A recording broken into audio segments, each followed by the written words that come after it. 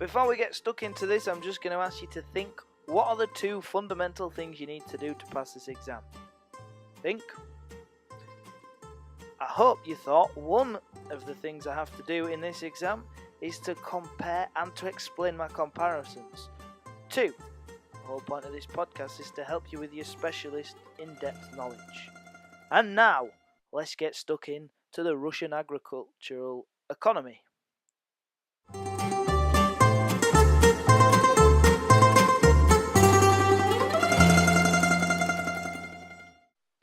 Beginning at the start of the period with Alexander II, what with him being the first person at the start of the period we're looking at, obviously the most significant development for the agricultural landscape of Russia during Alexander's time was the well-known emancipation of the serfs in 1861.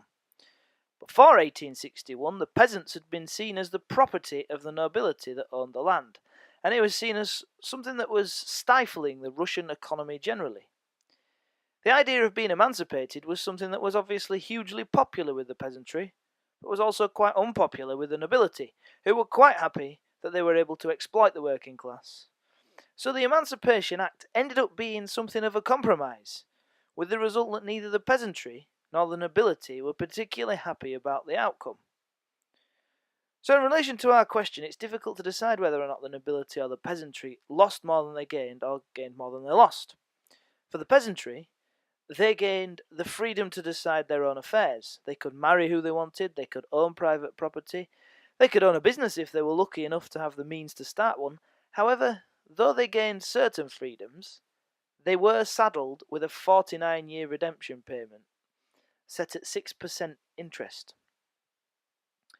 When you consider that life expectancy in rural Russia was far, far lower than it is in modern-day Britain, this probably meant that peasants took on a lifetime of debt.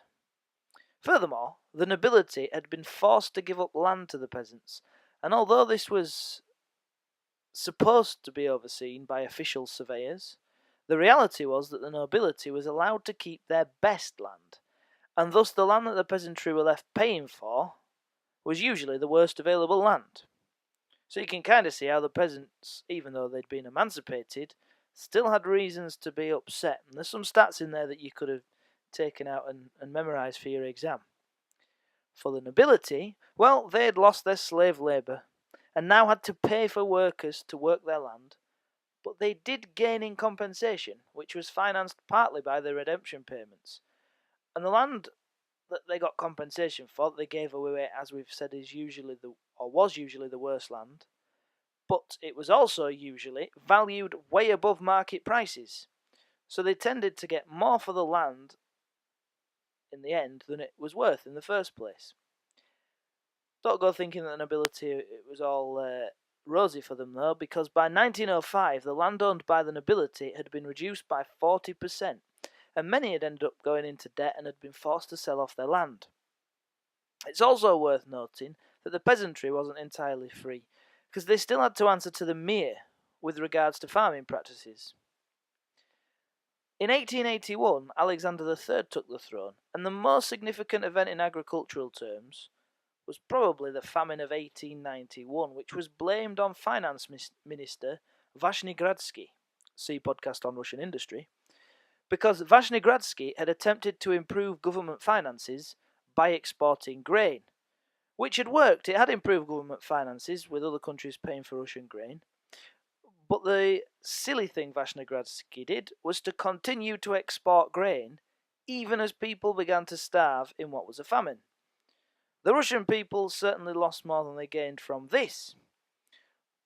Under Alexander III, the Peasant Land Bank was introduced to take some of the sting out of redemption payments and to make it easier for peasants to buy land, which was a gain for Russian peasants.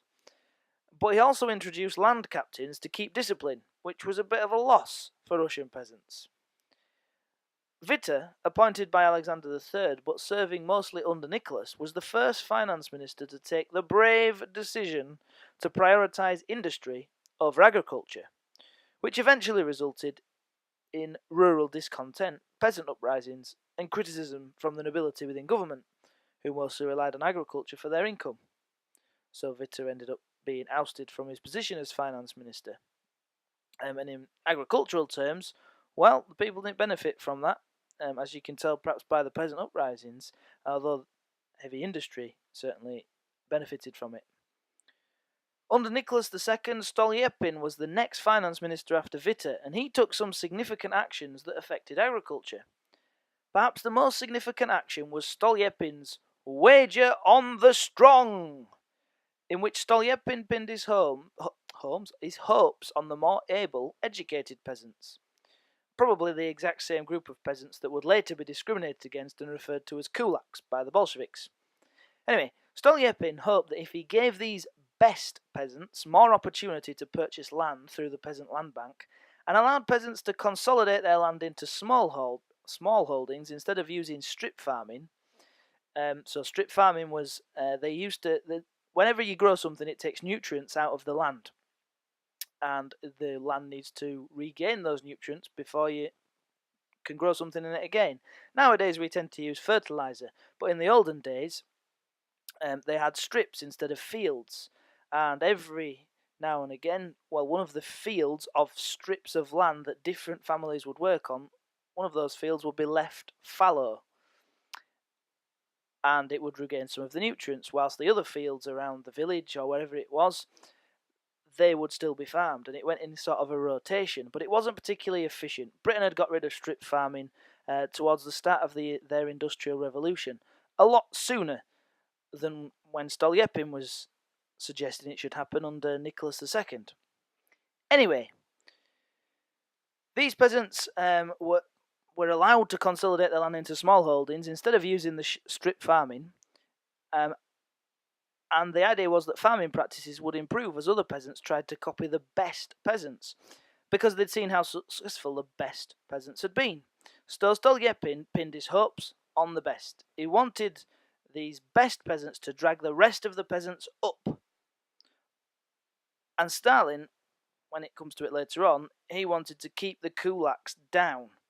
So you can see somewhere in the Russian agricultural economy where you could suggest some big difference, because it's kind of the opposite. Stolyepin wanted the best peasants to help with things. Stalin thought the best peasants, which he called kulaks, were kind of stifling things, and he wanted to get rid of them. Stolyepin's plans didn't really work, however, because the peasants that he depended upon were dissatisfied due to the fact that the best land was still retained by the nobility. Also, by 1914, there had been 2 million peasants that had moved to the towns and cities, which meant that it was even more difficult to keep food supplies working. So, under the Tsars, there were quite a few examples of the peasants losing, as well as the nobility at times, and generally the population seemed to be quite dissatisfied, although the peasants were emancipated. Anyway, after the Tsars, as we know, came the provisional government, followed by the Bolsheviks.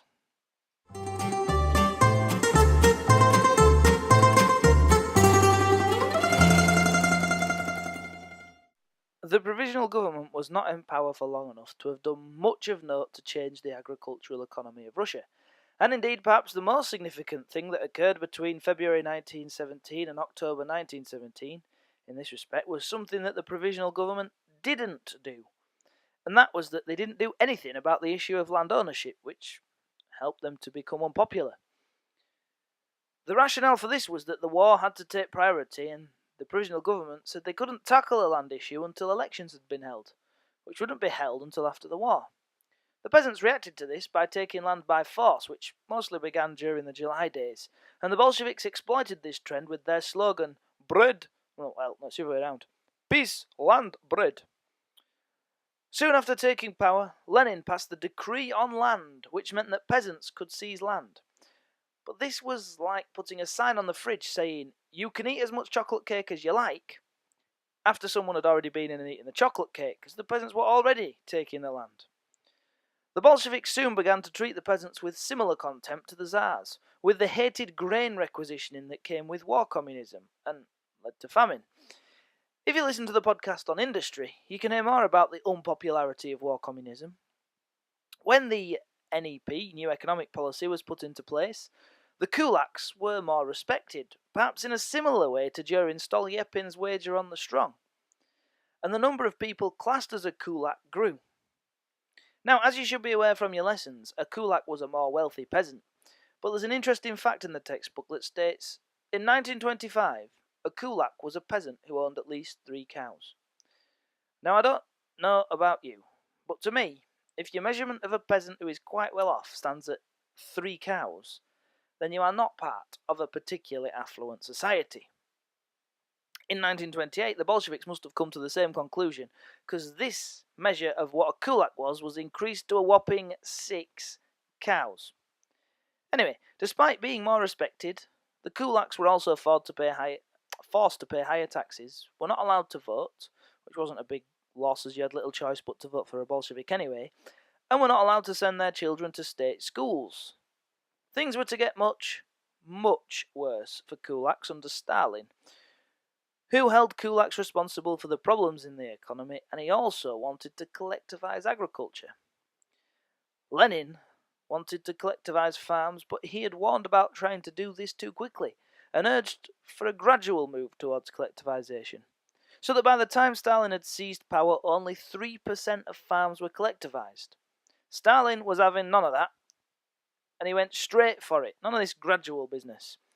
Especially as he thought it was necessary after the famine of 1927-28 to collectivize as soon as possible. He thought it would sort things out. His policy of collectivization went hand in hand with his policy to liquidate the kulaks as a class. Other peasants were encouraged to point out kulaks to communist officials, and anybody suspected was usually sent to a gulag. Collectivization caused widespread peasant resistance, including local uprisings, or, in the case of peasants in Kazakhstan, who were used to a nomadic way of life, which means they travelled around a lot, well, these peasants in Kazakhstan simply moved to China to carry on their lifestyle. An incredible fact is the population of Kazakhstan fell by a massive 75% within just a few years. 3 in every 4 people left. Funnily enough, Stalin didn't see this as his own fault, all of these peasants' uprisings and Kazakhstan pretty much leaving where Kazakhstan used to be, and instead he blamed the regional officials that he said had become intoxicated with success. And so therefore it must be assumed that Stalin thought they'd gone a bit too far. But not that Stalin had. Anyway, Comrade Stalin allowed the pace of collectivization to slow by March 1930. What a lovely fella. He probably did this, though, to calm the resistance, because people were really unhappy about it. So March, he let it slow down, he let it just go on the back burner for a bit. And peasant resistance and oppositions started to cool a little bit. So at the end of the year, he went straight back to it. And this links with the section on dealing with opposition, with Stalin making something of a tactical retreat in 1930, something that could be compared to Lenin's implementation of the new economic policy, which Lenin justified to hardline communists by saying it was a tactical retreat. So something that he just temporarily was doing to deal with the situation in hand. One of the biggest indicators of the lack of success of collectivization was the fact that in the mid-1930s, smaller uncollectivized farms that had managed to avoid being collectivized were more productive than the collectives. But Stalin pressed on nevertheless, and by 1941, 98% of all peasant households worked on collectives. Peasants didn't like collectives because they valued how farming had traditionally been organised by the mir. They were also denied the right to make a little income on the side as soon as they joined a collective, and also there was a famine from 1932 when people starved, which seemed to confirm that collectives did more harm than good to food supplies. On top of the thing which I've already said, which is the farms that avoided collectivization, the few that did, were by the statistics more productive than the collectives. The famine of 1932-34 also meant a return to grain requisitioning, as had happened under war communism with Lenin. It's hard to conclude anything other than that under Stalin the peasants lost more than they gained. Lastly, Khrushchev was a bit different to his communist predecessors, and perhaps more similar to the earlier Tsars, because he took a far greater interest in agriculture, certainly than either Lenin or Stalin. Khrushchev increased the price that the state would pay collectives for their produce. he reduced the amount of tax that peasants had to pay, and he ensured that more peasants had access to electricity by connecting them to the Russian electric grid. So under Khrushchev, the peasants seem to have made some gains, whereas at the same time, by doing all of this, Khrushchev somehow caused food prices to rise.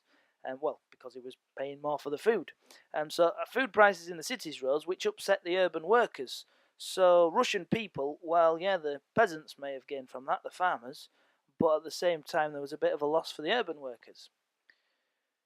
Khrushchev made 165 million acres of new, uncultivated lands available for the production of wheat through his Virgin Land campaign. And to begin with, this certainly made food supplies more reliable. Unfortunately, poor weather and subsequent terrible harvests, made worse by poor farming techniques that were used on the Virgin Lands, meant that riots broke out in the countryside, and more seriously in towns due to the food shortages. In a town called Novocherkassk, the KGB ended up killing 23 protesters. So these were like little protests. Ultimately, to many historians, it was the failure of Khrushchev's Virgin Land campaign that led to his downfall. So, if a peasant from 1855 met a peasant from 1964 in heaven, I think that they would agree that the peasant in 1964 was better off than the peasant who had yet to be emancipated in 1855. At least the peasant of 1964 had some sort of freedom and could marry who he wanted without asking anyone's permission. But not that much more freedom. The peasant of 1964 still felt the need to riot, would probably have resented the continuation of collectivization, which would have been seen as a bit of a restriction on the freedom, and would have still had to have been fearful of the potential for famine.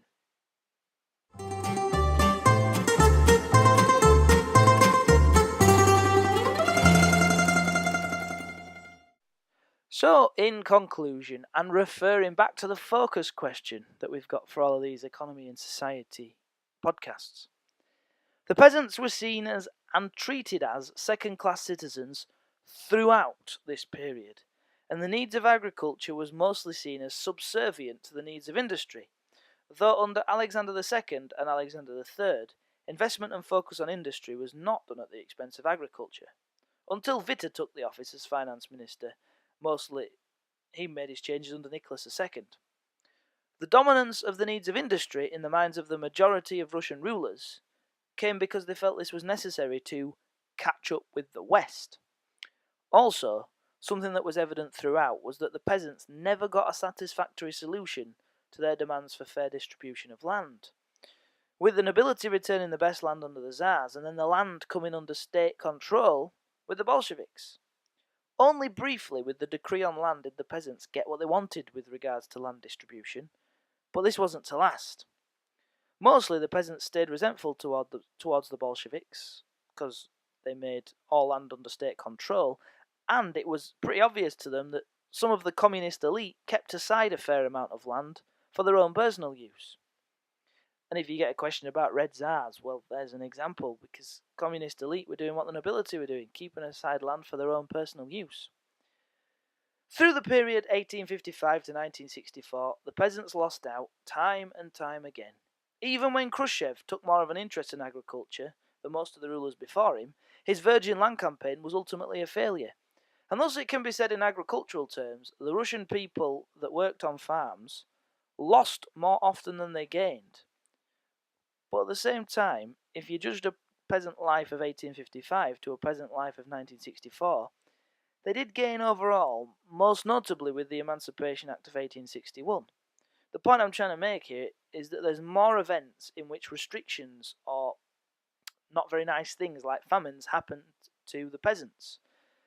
But generally speaking, and mostly because of the emancipation, they did actually gain. Now, make sure you use this podcast, pause it, rewind where you need to, take the bits of knowledge that you need. I've stuck some facts in there. There's plenty of years for you to be able to gather and make some notes. And hopefully, as a result of having listened to this, you might feel confident enough to be able to write a paragraph on Russian agriculture. But do think carefully about the contrasts, the similarities and differences between the rulers that I've talked about. I've pointed out most occasions where there were similarities and differences, but there's also room for you to have a good think for yourself, and also there's plenty of room for you to find some extra stuff out and some great facts that would back up some of the things that I've been saying here. Alright, good luck with your revision. Hope this is useful.